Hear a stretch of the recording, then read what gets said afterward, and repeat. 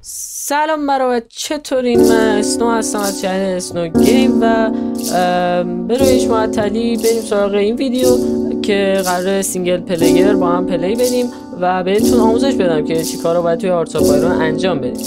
اولین کاری که قراره بکنید این هستش که منو ساب کنید و لایک کنید. بعد از اون لطفاً وارد قسمت سینگل پلیر بشید. اگر که همچین قسمتایی رو حالا داشتین نداشتین مهم نیست، فقط کافیه رو قسمت نیو گیم بزنید تا گیم جدید براتون باز بشه. اینجا دو تا سناریو میاره که یکیش برای 1939 و یکیش برای 1936 هستش. سال 1939 جنگ جهانی شروع شده و در واقع شما هیچ آموزش ها یا حالا هیچ آمادگی برای جنگ جهانی ندارید و مستقیما باید جنگ جهانی رو شروع کنید. برای 1936 شما میتونید قبل از حالا شروع شدن ورلد وار یه سری آمادگی ها انجام بدید تا بتونید مقابل حالا کشورها مقاومت کنید. من بهتون پیشنهاد میکنم برای شروع 1936 رو انتخاب کنید که توش جنگ ها در واقع دیرتر شروع میشه. اینجا کشورتون رو میتونید انتخاب کنید که من حالا سلکت کانتری میکنم. به نظرم باید با کشوری مثل ایران اینجا رو شروع بکنید. چرا؟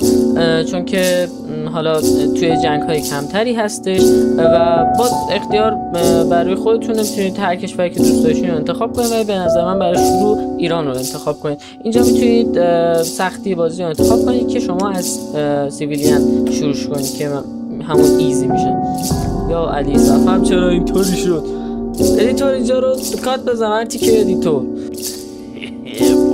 هر کی نزنه، من بهت گفتم هر کی نزنه، هر کی اینجا رو ادیت بزنه. الان 1936 هستیم، ایران هستیم، ساعت 12 و تایم بازی هم طور که میبینید پاس هستش. یه سری یونیت ها اینجا داریم و یه سری حالا گزینه‌ای که اینجا میبینید تک تک اینا رو بهتون توضیح میدم. از گزینه روی پرچم شروع میکنید. شما روی پرچم خودتون که بزنید حالا اون کسی که رئیس جمهور یا هر چیزی که هستش رو به شما نشون میده. شما توی بازی یه سری فوکس ها دارین، یه سری نشنال فوکس دارین که از این بخش باید انتخابش کنید. مثلا در واقع قسمت اینداستریال دارین که مربوط به صنعت میشه. اینجا قسمت ناوال افورت دارین که مربوط به ناو و اینجور چیزا میشه و چیزهای دیگه. شما اصلا نشنال فوکس چی هست؟ شروع کنم به توضیح دادن این. نشنال فوکس یه سری فوکس ها و هدف هایی هستن که شما باید برای کشورتون تعیین کنید که یه سری مزایا بهتون میده. مثلا ما اینداستریال افورت رو بزنیم، ریسرچ همون یه ریسرچ بونز برامون اضافه میکنه که میگم جلوتر ریسرچ بونز چیه؟ ریسرچ بونز دال از دنیا نرفتی چرا بود؟ خب کافیه که فقط روش کلیک کنید و استارت رو بزنید. شروع میکنه در واقع 70 روز دیگه این نشنال فوکس کامپلیت میشه و اون به اصطلاح جایزه‌ای که حالا ما خودمونی میگیم جایزه‌ای که قراره بهمون بده رو میده. اینجا فعلا میتونید در واقع وزیرها و گاورمنتتون رو بچینید که بیاید روشون نگه دارید ببینید کدومشون منفعت بیشتری دارن. مثلا اینجا میبینید این بنده خدا اگه انتخابش کنیم آقای علی خانی هم چیز این داداش ما میاد مثلا 15% ایر بیس همونو ساختشون رو مثلا افزایش میده، ساخت فرودگاه رو افزایش میده، نمیدونم رادار رو نمیدونم راکت و اینا رو افزایش میده. اما این بنده خدا موهای علی همون میاد سیویلیان فکتوری و نمیدونم ریلوی و اینا رو یه خورده بهشون اسپید میده به ساختشون که میگم ریلوی و سیویلیان و فکتوری و اینا همه چی هستش بهتون جلوتر میگم که برایشون به نظرم چون که الان شما پولیتیکال پاور ندارین. پولیتیکال پاور چیه؟ بحث پولیتیکال پاور شد. پولیتیکال پاور یه در واقع قدرت دولت شما هستش، قدرتی که شما روزانه جذب میکنید. با اون قدرت هایی که به دست میارید شما میتونید به آسانی در واقع این وزیرها و گاورمنتتون رو بچینید که ما فعلا نداریم همچین چیزی. خب اینجا میشه کامندرهای عملیاتیتون و سرلشکرها اینا رو بچینید که فعلا ما پولیتیکال پاوری که گفتیم رو نداریم. در واقع بهش میگیم پی پی، مخففش پی پی میشه، پولیتیکال پاور. میریم توی بخش بعدی. این بخش برای ایران زیاد بخش مهمی نیستش ولی خب کلا چیز زیاد غیر مهمی هم نیست. تو کشور دیگه خیلی مهمه این بخش. تو این بخش تصمیماتی که تو کشورتون قراره بگیرید رو انجام میدید. مثلا ما همون قدرت روزانه‌مون رو گفتیم که قدرت دولت و اینا هستش، میگه داداش 100 تا از اون قدرت ها رو بده improve worker کن، یعنی که آقا کارگرامون رو بیشتر کنیم اگه 100 تا بدیم، یا اینجا مثلا ریلوی سیستم بکشیم، یعنی در واقع راههای قطاری بکشیم که مثلا این پولیتیکال پاور نمیخواد، ما میزنیم مثلا 120 روز دیگه ساخته میشه. یا چه میدونم آنتی دموکراتیک، آنتی کمونیست، اینا همه برای خوابوندن شورش ها و اینا میان از اینا استفاده میکنن که فعلا چیز خاصی اینجا برای اول بازی توی ایران نداره. قسمت ریسرچ خیلی قسمت مهمی هستش. شما توی قسمت ریسرچ میتونید گانها و حالا چیزهای جدید رو پژوهش کنید، به فارسی میتونیم بگیم پژوهش، که ما الان 1936 هستیم و گان 1936 رو گرفتیم و اگر بخوایم مثلا بریم سال 1938 و گانش رو بگیریم 451 روز طول میکشه، خیلی طول میکشه. سعی کنید که در واقع باید همین کارو بکنید، بعد یه سری ابزارالاتی رو ریسرچ کنید که به سالی که توش هستین بخوره، چون اگه سال جلوتر رو انتخاب کنید یا میبینید اینجا در 1420 روز دیگه طول میکشه، یعنی عملا باید به اون سال برسید تا بتونید اون رو ریسرچ کنید. برای شروع ساپورت ویپن رو برای کشورمون باز میکنیم، یه ریسرچ میزنیم تا مثلا 124 روز دیگه این ریسرچ میشه. میتونید تانک رو مثلا برای اول بازی انجام بدید که الان زیاد برای ما مهم نیستش چیزای حالا جنگی، بیشتر رو قسمت صنعتمون کار میکنیم. توی قسمت صنعت با این تبای مختلف میتونیم اینجا عوض کنیم، مثلا اینجا برای چه میدونم کشتی ها و اینا هست، اینجا برای هواپیما هست. چون تو قسمت میلیتاری اینداستریال و اینجا چیزا خیلی مختلفی داره، مثلا کانستراکشن 1 رو میتونید ریسرچ کنید یا خیلی چیزا دیگه که البته گفتم فکر میکنم هنوز به سال ما نمیرسه. چرا؟ میرسه 66 روز دیگه اوکی میشه. مثلا اینا رو ریسرچ کنیم، سوال اصلی اینه اینا رو ریسرچ کنیم به ما چی میده؟ اینا رو ریسرچ کنیم یه سری خوبی هایی میده، مثلا کانستراکشن اسپید میده، سرعت ساخت و ساز رو 10% میبره بالاتر، یا فکتوری هایی که خراب شدن رو تعمیرشون میکنه، در واقع 10% تعمیر میکنه، سرعتش میره بالا.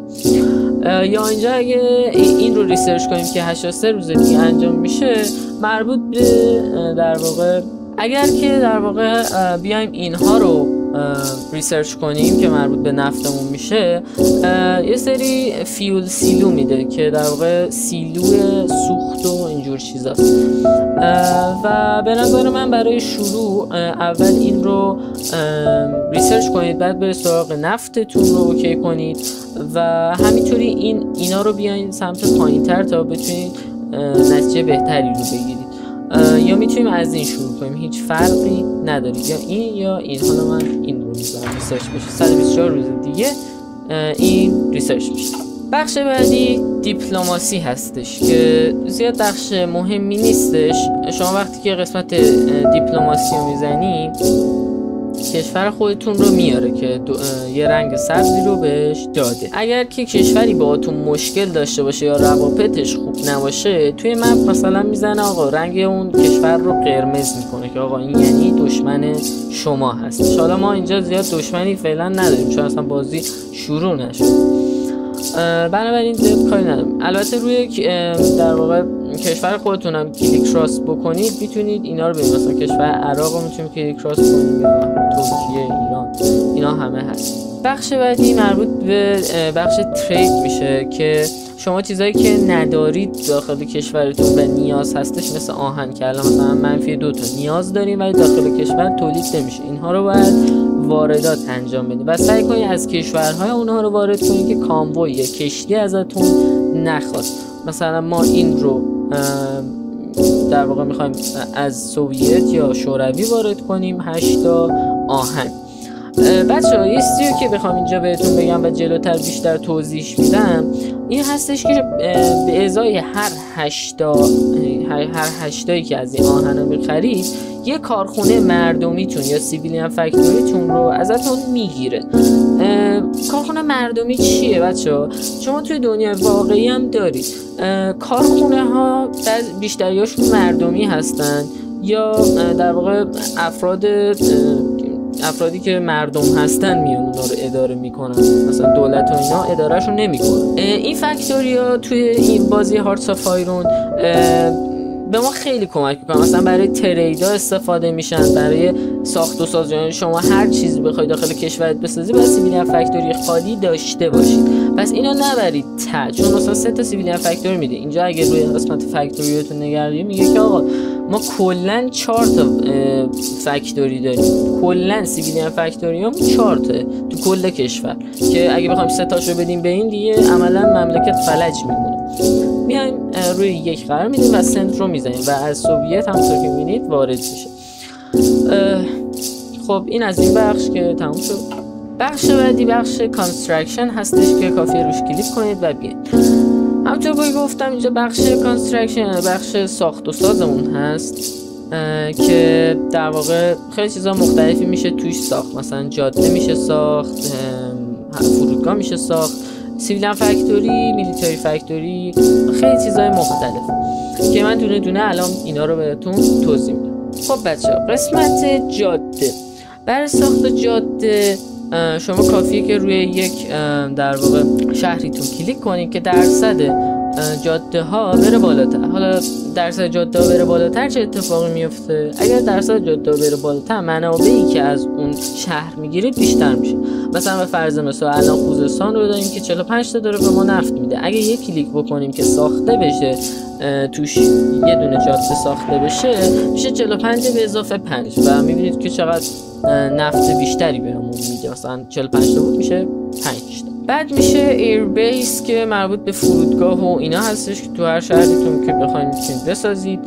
آنتی ایر هستش که فعلا باز نکردیم، چجوری باز میشه. حالا آنتی ایر رو تو قسمت ریسرچ باید باز کنید. همونطور که گفتم چیزای جدیدی میتونید ریسرچ کنید، بعد برید تو قسمت ریسرچ و اون رو ریسرچ کنید. قسمت رادارم که مربوط به رادار زیاد چیز این دوتا آنتی ایر رو نمیدونم رادار واقعا هیچ کاربردی به نظر من نداره توی گیم و نهایتا آخر گیم بریم سراغ اینا چون واقعا هیچ سودی برای ما نداره. اینجا سیویلیان فکتوری رو داریم، همونطور که تو قسمت تریدم بهتون گفتم. سیویلیان فکتوری چیه؟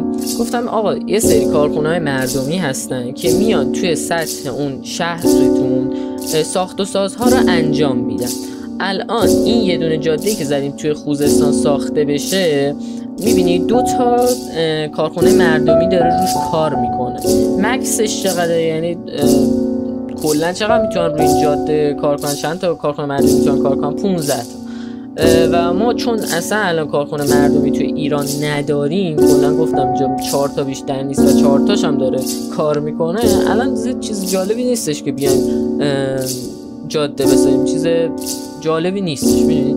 پس برای ما اینو ضبط نمیزنیم. برای شروع کار میایین چیکار میکنین؟ سیویلیان فکتوری رو میارید و تا میتونید سیویلیان فکتوری داخل سطح کشورتون میسازید. تا کی میسازید سیویلیان فکتوری ها؟ تا نهایتا فکتوریاتون به 20 تا برسه. بعدش میتونید برید سراغ میلیتاری فکتوری حالا و چیزای دیگه که حالا ریسرچ میکنید. سیویلیان فکتوری رو که خب میلیتاری فکتوری در واقع چی هستش؟ میلیتاری فکتوری یه سری فکتوری هایی هستن که برای ساخت گان استفاده میشن. یعنی شما اگه بخواید گان بسازین، گان نمیدونم تانک، هر چیزی، هر پروداکتی که مربوط به صنایع در واقع جنگی بشه رو میلیتاری فکتوری ها روش کار میکنن و در عین سیویلیان فکتوری ها میمونن، اما اینا رو گان کار میکنن، اینا روی ساخت و ساز کشور و تریدا کار میکنن. حیاتی ترین چیز توی بازی هارتس آف آیرون هستش که سیویلیان فکتوری داشته باشه. برای هر کاریشون سیویلیان فکتوری نیاز داره. این بخش حالا ریفاینری اویل هستش که میاد باش مثلا چه میدونم نفت و اینا رو میگیره یه سری پلاستیک و چیزهایی که از نفت ساخته میشه رو براتون میسازه. اینجا فیول سیلو هستش که در واقع سیلوی نفت و اینجور چیزا هستش که در واقع جای نفتتون رو بیشتر میکنه، فضای نفتتون، ذخیره نفتتون رو بیشتر میکنه. اینجا هم که برای راکت سایت هستش، اینجا هم برای قسمت راکتورهای هسته‌ای هستش که هنوز ما اینها رو باز نکردیم، اما وقتی که باز کردیم کافیه اینا رو کلیک کنید به جای مختلف، اتومات به کار خودشون ادامه میده. بچه همونطور که میبینی اینجا سوپلای هاب داریم که روی سوپلای هاب بزنیم میبینی که یه سری ریل های قطاری وجود داره. سوپلای هاب چیه؟ مواد مورد نیاز اون شهر رو یا سربازایی که تو اون شهر هستن رو بهشون میرسونه که توی جنگا استفاده خیلی مهمی داره. مثلا سربازاتون رفتن اینجا دارن میجنگن، شما باید یه جوری بهشون به اصطلاح غذا و دارو و اینجور چیزا برسونید با یه چیزی. باید یه سوپلای هاب اونجا درست کنید و وصلش کنید به ریل قطار. مثلا من اینجا یه دونه سوپلای هاب اینجا میسازم. اینجا به خاطر این چی اینجا میسازم؟ به خاطر اینه که اگه دقت کنید اونجایی که آبی کمرنگه یعنی که بهش مواد مورد نیاز میرسه، اونجایی که قرمز و آبی پررنگ هستش یعنی که اونجا کمتر میرسه. مثلا میام ریلوی اینجا رو یک کلیک میکنم و وصلش میکنم به ریلوی این سوپلای هابی که اینجا ساختم و میره برای ساخت. خب بچه‌ها پیشنهادی که بهتون میکنم در این مورد این هسته که تمام بنادرتون رو به هم وصل کنید، ریلوی هاشون رو. در واقع این باعث میشه که بهتون کمک کنه برای رسیدن بهتر ذخایر. خب بچه همونطور که گفتم اینها رو میسازید، اما چیزی که بهتون پیشنهاد میکنم برای پیشرفت سریع این هستش که اصلا ریلوی و اینا رو انجام ندید. اول بیاین سیویلیان فکتوریاتون رو به 20 تا برسونید، بعد بیاین برای میلیتری فکتوری. میلیتری فکتوری هم بذارید در واقع پایین سیویلیان فکتوریا که ساخته بشه. بعدش میتونید بری حالا روی دوباره ساخت سیویلیان فکتوری یا ریلوی و سوپلای هاب و اینا. میرسیم به قسمت خیلی خیلی مهم، پروداکشن. گفتم که یه سری توی قبلش گفتم که قسمت کانستراکشن یه سری میلیتری فکتوری هستش، اینا اینجا به درد میخورن. میبینید اینجا یه دونه سیویلیان گفتم، یه دونه میلیتری فکتوری ازتون میگیره، گان براتون درست میکنه. هر چقدر که بیشتر بهش بدین تعداد بیشتری رو تو روز تولید میکنه. مثلا 5/12 2 تا بهش بدیم 10 تا روز تولید میکنه. اما چیزی که هستش این هستش که اگر ما این کارخونه هامون رو زیاد کنیم باعث میشه که منابع بیشتری هم بخواد ازمون. پس باید دوباره مثلا بریم تو قسمت ترید و با یک کشوری دیگه تریدش کنیم، مثلا اون منابعی که مورد نیازه رو بخریم که نیاز به سیویلیان فکتوری داره. میبینید همه چی رو بیس سیویلیان فکتوریه. اینو باید حواستون باشه. میتونید اینجا چیز مختلفی حالا پروداکت کنید، هر چیز جدیدی که بیاد اینجا میتونید بسازیدش. مثلا اینجا آرتلری رو ما داریم که اینجا میتونیم بسازیم، اما میلیتری فکتوری نداریم، باید ساخته بشه که بتونیم این رو بسازیم. هواپیما، نمیدونم کشتیایی که حالا ما کشتی‌وا نکنیم، تانک‌وا نکنیم، اینا رو میتونیم بسازیم. فقط کافیه که شما ارزم به حضورتون میلیتری فکتوری و سیویلیان فکتوری کافی رو داشته باشید. بعدش برید تو قسمت ریسرچ ها و چیزای جدید ریسرچ کنید و بیاین اینجا بسازیدش. خب بچه اینجا قسمت تولیدات در واقع یونیت هستش که میتونید یونیت هایی که داخل کشور داریم، مثل این سربازی که اینجا داریم بیاد اینجا بسازید. مثلا روی قسمت ترین اینجا بزنید میتونه براتون سرباز تولید کنه. روی ترینش که بزنید یه قسمتی رو وا میکنه و یه لوکیشنی باید درش ست کنه. مثلا میذارم قسمت اصفهان و یه سری اکویپمنت ازتون میخواد. اکویپمنت چیه؟ اکویپمنت چیزایی هستش که در واقع اینجا پروداکت میشه. یعنی شما اول باید اسلحه رو اینجا تولید کنید بیاد برسه به اینا و اینجا حالا ساخته بشه و اینا. خب بچه من تایم بازی باز کردم برای اینکه بهتون نشون بدم در واقع چه اتفاقی داره میفته. اینجا داره یه سری گان ها تولید میشه. میبینید 1000 خورده ما نیاز داریم که هر روز داره برای ما یه سری تولید میکنه و تعداد این داره کم و کمتر میشه که این چیز خیلی خوبی هستش، یعنی که تولیدات ما خیلی خوب هستش. پس وقتی که داره اینا انجام میشه کافیه بیایم تو قسمت ترین و ببینیم که داره اکویپمنت همطوری پرتر میشه. اکویپمنت که پر بشه همراهش اینا ترین هم دیده میشن، یعنی که بهشون آموزش میدن. حالا همینطوری خبر رو یه سری به اصطلاح آموزش ها اینا میبینن و میبینید اینجا هی داره پرتر میشه. پر که شده با زدن گزینه دیپلوی آل اینجا دیپلویش میکنیم. فقط حواستون باشه که اینا پر بشه بعد دیپلوی کنید. البته خوش پرشه اتومات دیپلوی میکنه. بچه‌ها میرسیم به قسمت لوجستیکس که اینجا چیز خاصی نیست، صرفا چیزایی که دارید توی انبارتون رو بهتون نشون میده. بعد آفیسر کراپس داریم که اینجا میتونید کامندرهای مختلفی بچینید که مثل همون وزیر و گاورمنت و دولتی بود که اونجا میتونستیم بچینید. این هم همینطوریه. یه سری خوبیا داره که میتونیم از اونها استفاده کنیم. مثلا این آقا رو اگه بخوایم برای آرمی بچینیم باعث میشه که اون دیویژنی که داریم اتکش 10% افزایش پیدا کنه و اکسپریانس بگیریم روزانه. این هم باز همونطوریه ولی این نظم بیشتری میده. ما مثلا این رو انتخاب که این به پولیتیکال پاور نیاز داره که من حالا تایم باز کرده بودم پولیتیکال پاور گرفتیم اتومات. میتونیم حالا اینجا برای خودمون یه سری کامندرایی رو انتخاب کنیم. همونطور که میبینید نشر فوکس ما انجام شد و دوباره نشر فوکس های جدید برامون باز شد. الان فرق اینا چیه؟ اگر من روی این بزنم، روی این نشر فوکس بزنم نگه دارم، میذاره که آقا افکتش رومون چیه. افکتش رو زده آقا یک بیلدینگ اسلات بهمون اضافه میکنه، یعنی که یه دونه در واقع بیلدینگ اسلات دیگه یه جای خالی برام باز میکنه که بتونیم بسازیم، ساز بکنیم برای هر شب. و یه دونه سیویلیان فکتوری بهمون میده، رایگان، بدون که مثلا ساخته بشه و تایم بدیم ساخته بشه. اینم برعکس همونه، این همون کارا رو میکنه، فقط میلیتاری فکتوری بده سیویلیان فکتوری میسازه و چون که سیویلیان فکتوری مهمتره ما این انتخاب میکنیم. خب بچه‌ها چند چیز موندش که توی پارت های بعدی حتما بهتون میگم، به خاطر اینکه این ویدیو زیاد طولانی نشه و پارت های بعدی حتما دنبال کنید، چون آموزش های دیگه مثل اتک زدن، چجوری حمله کنیم به کشور دیگه، چجوری پیشرفت کنیم و خیلی چیزای دیگه رو قراره توی در واقع پارت های بعدی بهتون بگم، مثل اینکه مثلا اکسپریانس و نمیدونم چیه. پس حتما چنل رو سابسکرایب کنید، لایک کنید و کامنت هم اگه دوست داشتین بذارید و منتظر ویدیو بعدی ما باشید. خدا نگهدار.